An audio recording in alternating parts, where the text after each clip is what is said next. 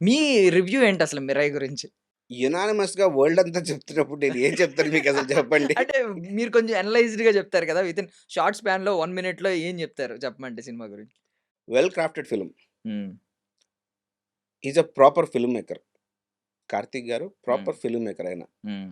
కథని ఎలా తీర్చిదిద్దారు, ఎలా ఉంది ఏంటనేది యునానిమస్‌గా ఈ రోజున ఆడియన్సే చెప్తున్నారు. హ్మ్. ఇంత హ్యూజ్ సక్సెస్ ఉందనంటే కేవలం 'కార్తీక్' గారి విజన్, ఆయన హ్మ్. ఎగ్జిక్యూషన్, హ్మ్.